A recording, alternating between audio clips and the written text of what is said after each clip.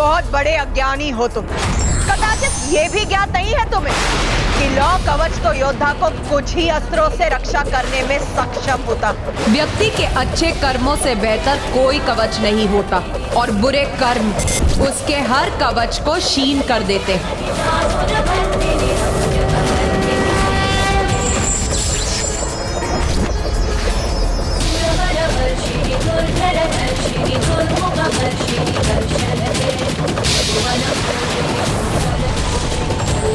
किंतु स्वर्ण आभूषण मंगल और शक्ति के प्रतीक, और ये शक्ति तब तक स्थिर रहती है जब तक स्वर्ण के प्रति कोई मोह या लोभ न जागृत हो। क्योंकि मंगल और शक्ति का सुदृढ़ कवच जिसके पास भी होता है, उसे किसी भी अन्य कवच की आवश्यकता नहीं होती। लाल वस्त्रों का ये सौंदर्य धारण कर तुम ये कह रही हो कि तुम्हें किसी कवच की आवश्यकता नहीं। किंतु तुम भूल रही हो नारी कि युद्ध भूमि में लाल वस्त्र पहनकर नहीं आया जाता। वस्त्र तो यहाँ लाल होते हैं शत्रुओं के लहू से।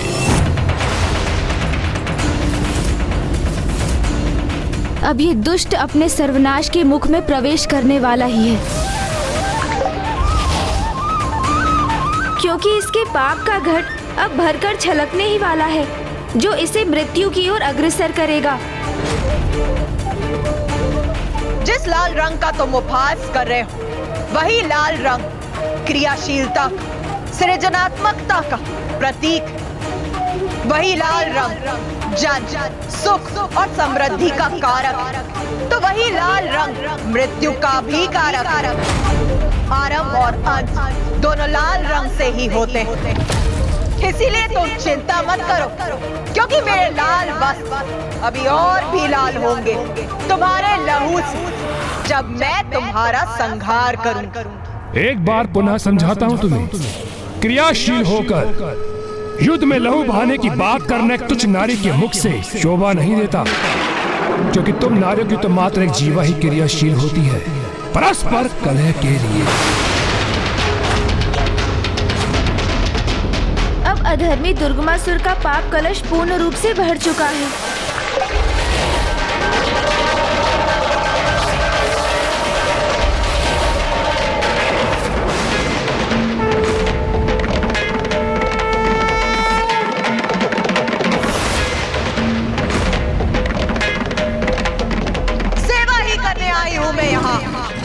नियति की सेवा, तुम जैसे पापी का नाश कर।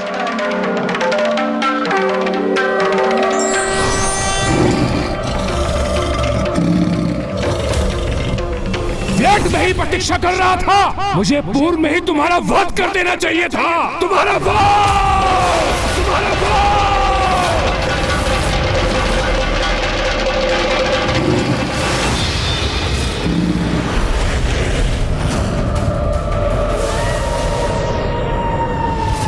ये कैसा शेष स्वरूप दिखाई दे रहा है इस दुष्ट दुर्गमासुर का। अधर्म देवराज, अधर्म और पापों का अंधकार है ये, जिससे सभी को दूर रहना चाहिए। किंतु उस दुष्ट ने तो संपूर्ण जीवन पाप कर्मों को अपना आभूषण माना है। दुराचार करने की प्रवृत्ति को वस्त्र के समान धारण किया। इसलिए अब इसके पापों की गागर फूटने पर ये उसके अंतर की कालिमा ही है, जो उसके स्याह स्वरूप से हमारे समक्ष प्रकट हुई है। क्या हुआ? प्रतीत होता है मेरे वास्तविक शक्तिशाली स्वरूप के दर्शन पाकर स्तब्ध रह गई ना। चलो साहस जुटाओ, युद्ध करो मुझसे, मुझे परास्त करो। और यदि ऐसा करने में असमर्थ हो तो जाओ, लौट जाओ अपनी दुर्बल देव सेना को साथ लेकर, जो युद्ध करने के स्थान पर तुम्हारे पीछे एकमात्र मूक दर्शक बन के खड़े हैं। नहीं देवगण, भैया, इसके इन दुर्वचनों पर हमारी कोई प्रतिक्रिया उचित नहीं, क्योंकि इसके इन शब्दों का उत्तर तो स्वयं माँ ही देंगी। गणेश, सर्वशक्तिशाली हूँ मैं, स्वीकार करो। यह विश्वास नहीं, पाप है तुम्हारा।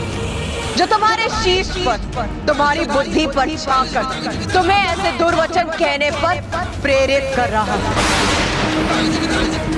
और मुझे तो इसी समय की प्रतीक्षा थी, क्योंकि अब मैं तुम्हें तुम्हारे प्रत्येक पाप का दंड दूं। जिस नारी को तुमने तुझ समझा, तुझ पुकारा, वही अब तुम्हारी मृत्यु बनेगी। मृत्यु का भय नहीं है मुझे, क्योंकि मृत्यु पे तो विजय प्राप्त कर चुका हूं मैं। इसलिए अब मेरी जीवा नहीं, अभी तू मेरे अस्त्र संवाद करेंगे तुमसे। मृत्यु अस्त्र!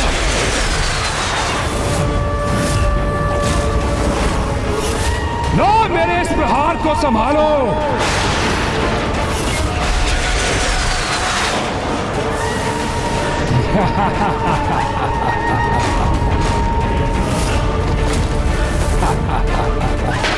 मेरे मृत्यु अस्त्र का अत्यंत विषैला धूम्र मृत्यु प्रदान करेगा तुम्हें, और यही है तुम्हारी नियत।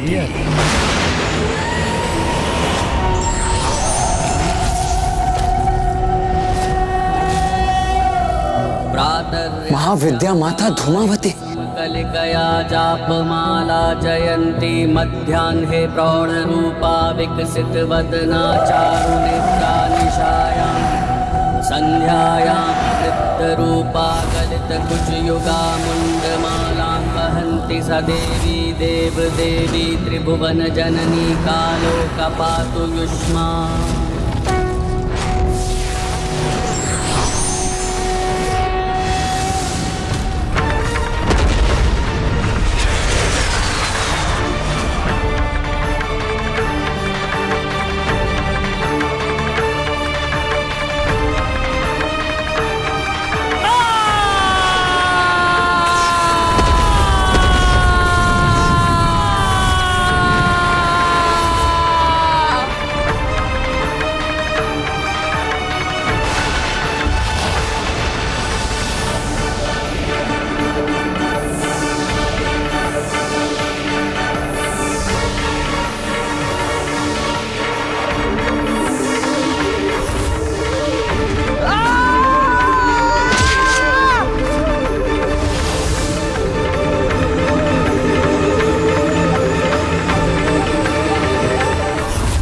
कैसा भयंकर दृश्य प्रकट हुआ है मेरे समक्ष।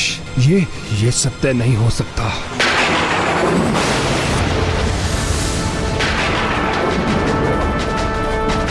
यही है तेरा अंतिम सत्य दुष्ट। तेरे मृत्यु अस्त्र के धूम्र में ही दिखाई दे गई ना तुझे अपनी मृत्यु। नहीं, ये मेरी मृत्यु नहीं, कोई माया है तुम्हारी, जिससे तुम मेरा मनोबल तोड़कर युद्ध में पराजित होने के स्थान पर तुम मुझे ही मेरे मन में पराजित करने का प्रयास कर रही हो। किंतु मैं ऐसा कदापि नहीं होने दूंगा। मेरे आसुरी अस्त्र तुम पर विफल हुए तो क्या हुआ, किंतु अपने दैविक अस्त्र का प्रयोग कर तुम्हारा संहार अवश्य करूंगा।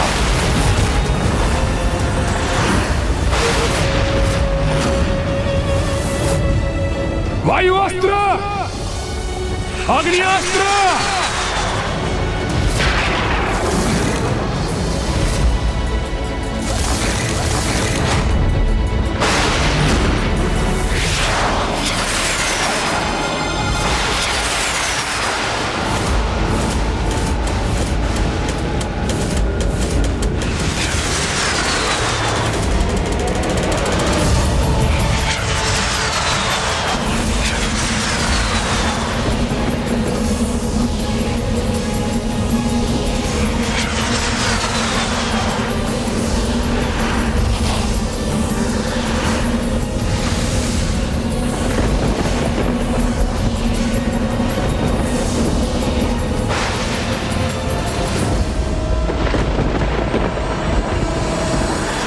सभी देवी देवी कवच से सुरक्षित हैं, किंतु इन देवास्त्रों की संहारक ऊर्जा तो हमारे लिए और संपूर्ण सृष्टि के लिए भी संहारक सिद्ध हो सकती थी।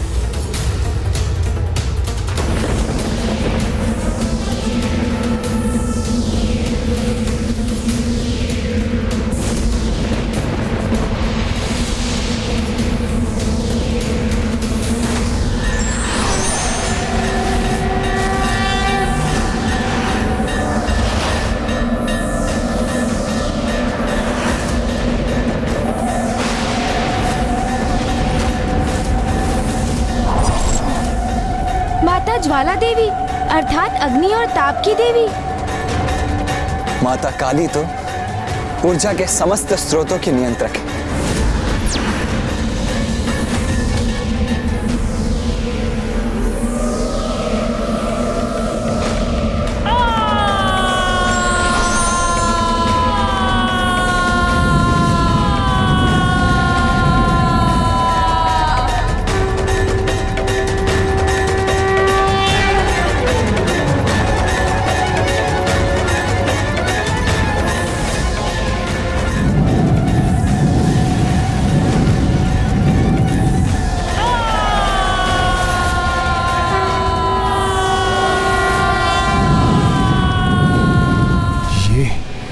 ये क्या हो रहा है?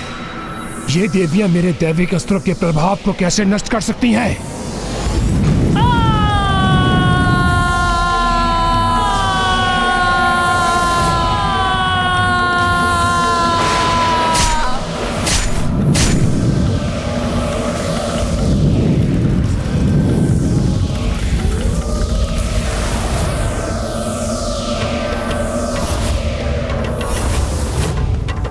ये तो माता ज्वाला ही है जो अग्नि अस्त्र को अपने उदर में समाहित कर उसे शांत कर सकती है।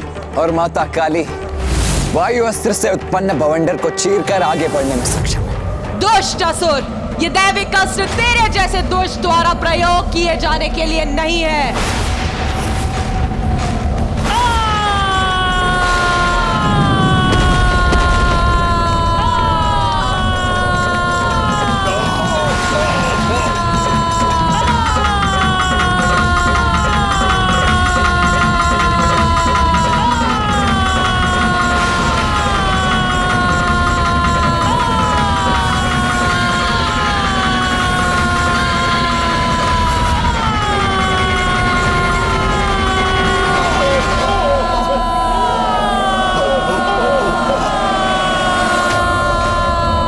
मेरी असुरी ढाल मेरा कवच बनकर मेरी रक्षा करेगी।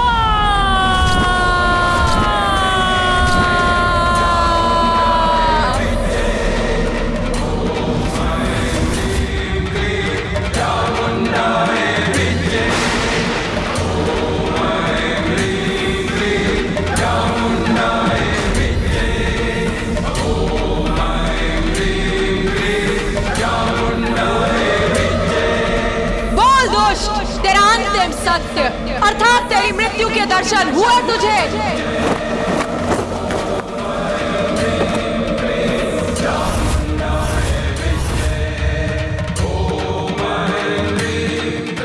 ये थी वायु की वास्तविक शक्ति। अब देख ज्वाला की शक्ति क्या करती है तेरे साथ।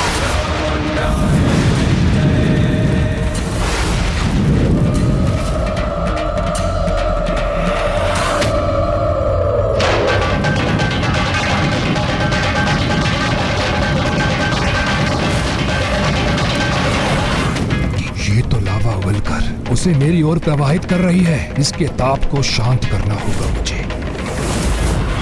वरुण अस्त्र।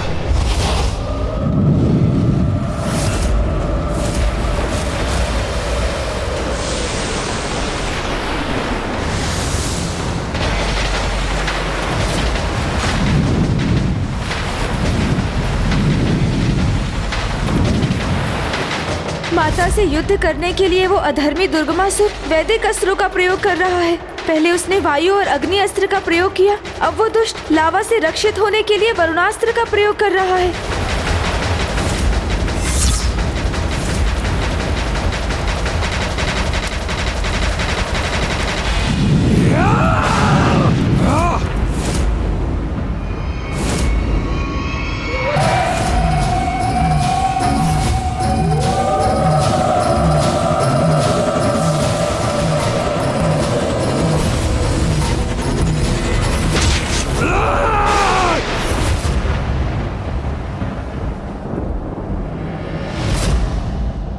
पुनः मुझे वो दृश्य क्यों दिखाई दिया? पहचान अपनी मृत्यु को मूर्ख, जो तेरे अंतिम सत्य के रूप में तेरी ओर बढ़ रही है।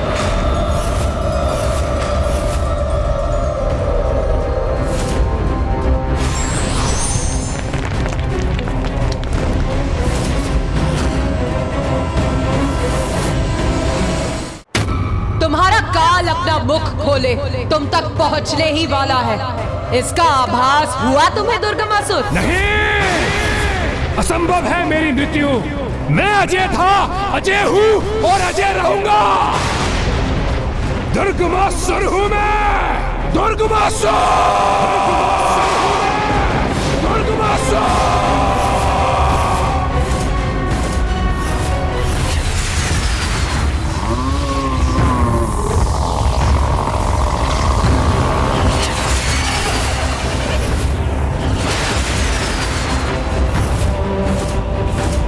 मेरे एक तो अस्त्रों से सुरक्षित होगी तुम देवी, किंतु मेरे समस्त दैविक अस्त्रों के प्रहार से स्वयं को नहीं बचा सकोगी।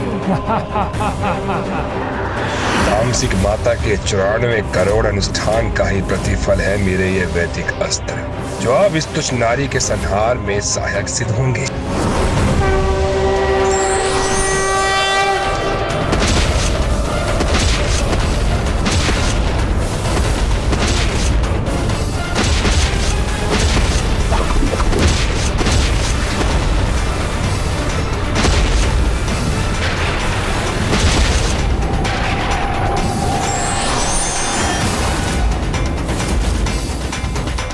विश्वास नहीं होता, इन 9 देवियों ने उत्पन्न होकर मेरे समस्त दैविक अस्त्र नष्ट कर दिए। तुम्हारा वध तो मैं अवश्य करूंगा, अपने दैविक अस्त्रों से नहीं तो अपने असुरी अस्त्रों से तुम्हारा वध अवश्य करूंगा मैं देवी, अवश्य करूंगा।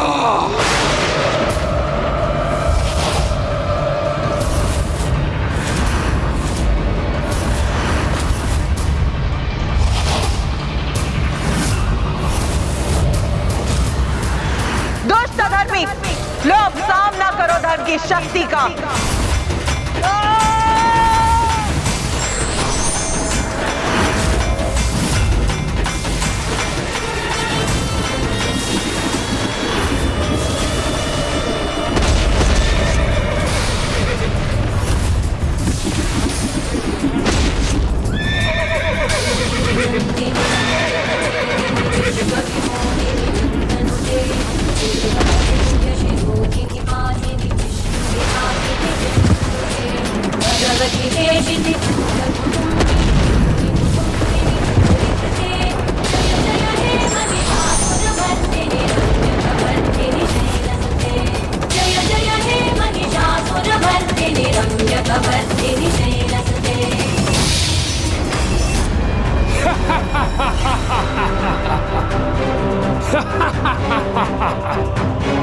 अजय हूं मैं, ये देवी एक तुच्छ नारी मेरा वध कदापि नहीं कर सकती।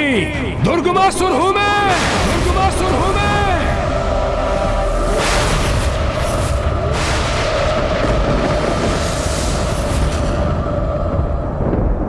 ये क्या? मेरा शीश मेरे तन से विलग होकर नीचे गिरा हुआ है। क्यों दुष्ट, अपनी मृत्यु दिखाई दी तुम्हें?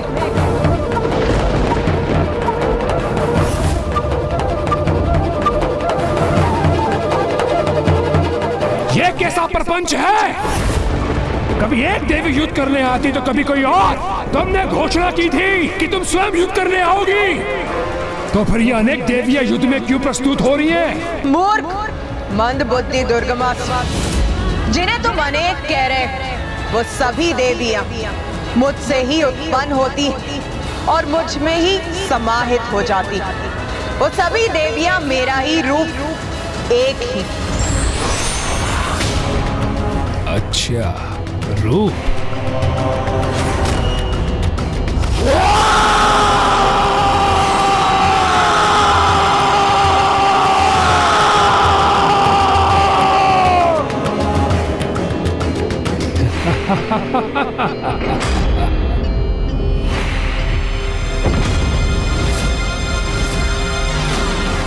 मंद बुद्धि मैं नहीं, अपितु तुम हो देवी, जिसे यह भ्रम है कि तुम दुर्गमासुर की मृत्यु बनोगी। स्मरण करो, मैंने क्या कहा था? दुर्गमासुर की मृत्यु दुर्गम ही नहीं, अपितु असंभव भी है।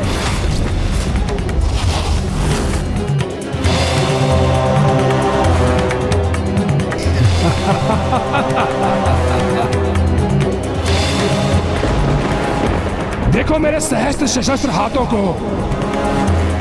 जिस अनुष्ठान का सुझाव मुझे तुम्हारी एक सहयोगिनी से प्राप्त हुआ है, उसी से प्राप्त किए मैंने सहस्त्र हाथ।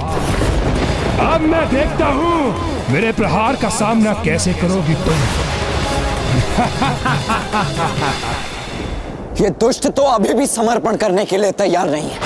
नहीं भैया, इस पर तो इसके दंभ का ही प्रभाव छाया है, जिसने इसकी बुद्धि को भ्रमित कर इसे वास्तविकता देखने और समझने में अक्षम कर दिया है।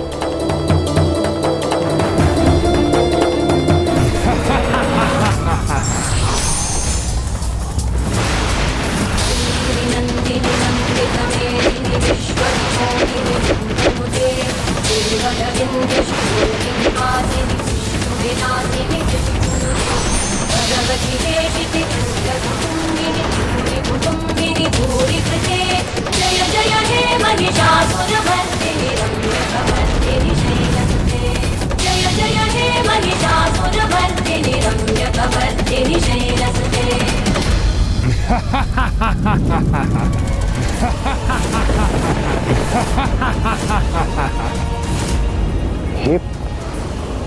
ये क्या हुआ?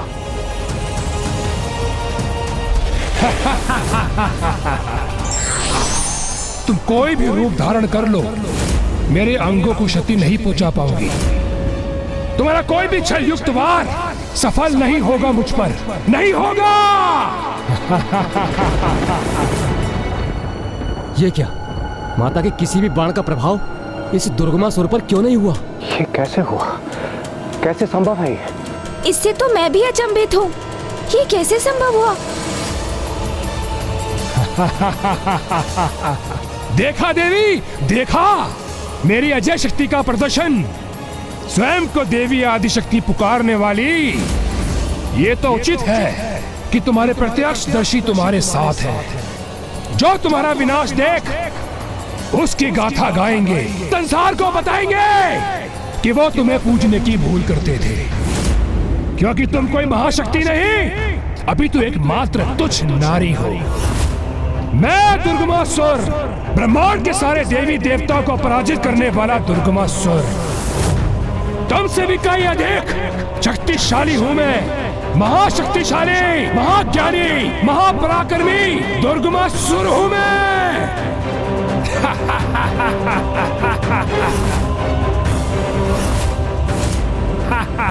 दुर्गमासुर हूं मैं। भैया, हमें स्वयं को शांत रखकर इस विकट परिस्थिति के समाधान का विचार करना चाहिए। भैया, अभी भी कुछ अवश्य है जो इस दुष्ट की सुरक्षा कर रहा है।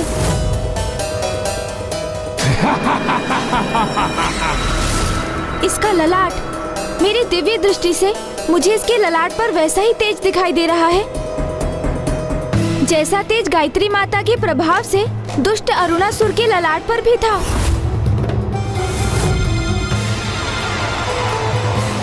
इसके भीतर भी ज्ञान संचित है, किंतु ये कैसे संभव है? ज्ञान की देवी वेद माता का हरण किया था इसने, तो अवश्य उन्हीं से कोई ज्ञान प्राप्त किया होगा इसने। भैया, संगति का प्रभाव।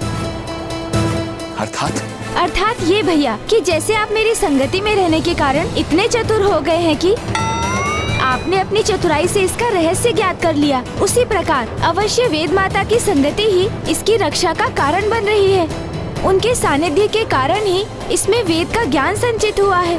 वेद का ज्ञान? हाँ देवराज, इसलिए तो कहा जाता है कि अच्छी संगति में रहने का बहुत लाभ होता है, जिसका प्रत्यक्ष प्रमाण है ये दुष्ट असुर, जिसने ना चाहते हुए भी अच्छी संगति से ज्ञान तो अर्जित किया, किंतु उसका उपयोग ना कर सका, और तब भी वही ज्ञान इसकी रक्षा कर रहा है। माता को तो सब ज्ञात है, मुझे तो उनका ध्यान इस ओर आकृष्ट करने का माध्यम भर बनना है, जिसका एक ही उपाय है, उस मंत्र का उच्चारण जिसमें समस्त वेदों का सार निहित है।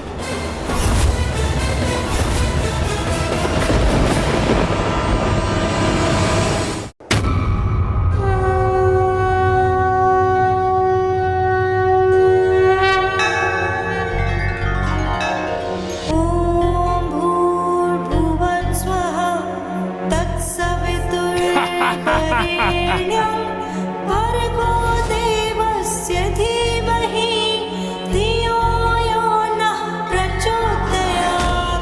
वेद माता का ज्ञान ही है जो इस असुर की रक्षा कर रहा है।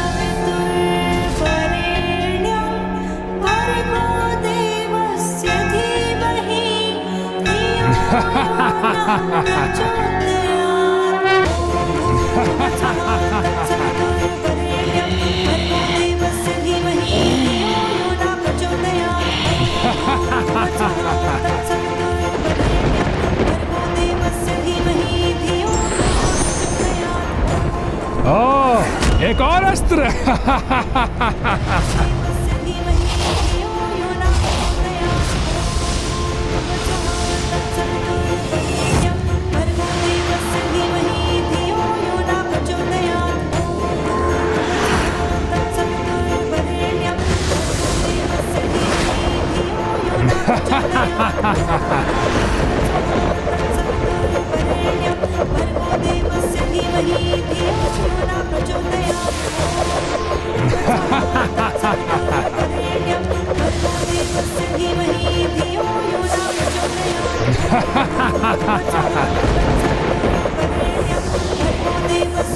इस चक्र की ध्वनन गति से मेरा मस्तिष्क भी अनियंत्रित हो रहा है।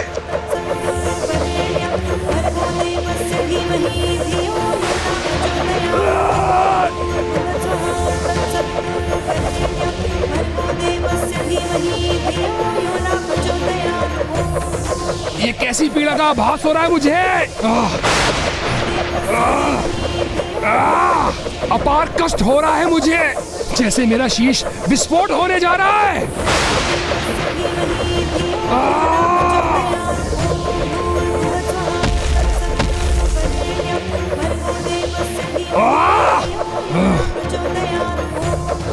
मेरे कर्ण से रक्त प्रवाहित हो रहा है।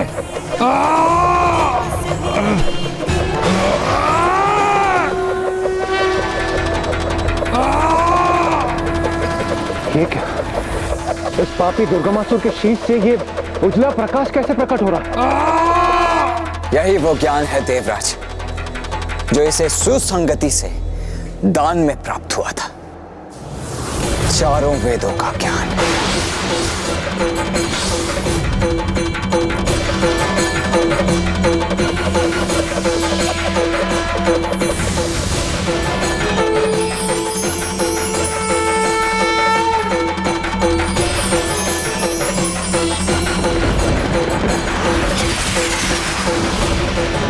ये ऋग्वेद का ज्ञान उत्सर्जित हुआ, अब यजुर्वेद का ज्ञान।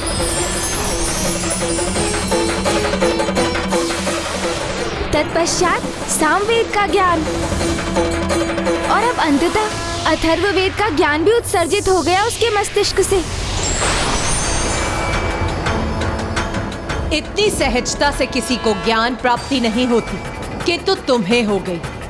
बलपूर्वक तुमने जिनका हरण किया, वेद की उन्हीं देवी की संगति से तुम्हें इस धर्म के ज्ञान को पाने का सौभाग्य मिला। किंतु तुम्हारे भीतर की बुराई ने तुम्हारे ज्ञान को कभी बढ़ने नहीं दिया, किंतु धर्म के इस ज्ञान ने फिर भी तुम्हारा साथ दिया और कवच बनकर सदा तुम्हारी रक्षा की। यह है उचित ज्ञान का महत्व, जो तुम जैसे मूर्ख अधर्मी कभी नहीं समझ सकते। किंतु अब तुम्हारा ये कवच तुमसे छिन चुका है, इसलिए अब तुम अपने सर्वनाश के लिए तैयार हो जाओ दुष्ट दुर्गमासुर।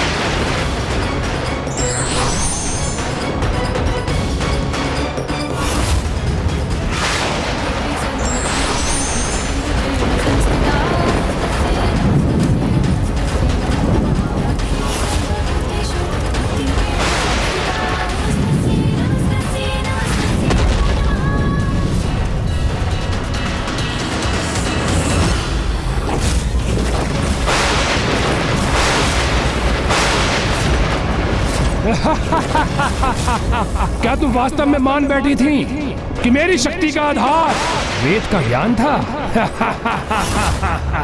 नहीं देवी नहीं, अपने अनुष्ठान से शक्ति प्राप्त की है मैंने। 94 करोड़ वही अनुष्ठान देवी जो तुम्हारा पुत्र गणेश भी संपन्न होने से नहीं रोक सका था। क्यों देवी, सत्य कह रहा हूं ना मैं, सत्य। अपना विवश करूंगा मैं तामसिक माता को, और जो आज खोया है उसे पुनः प्राप्त करूंगा मैं।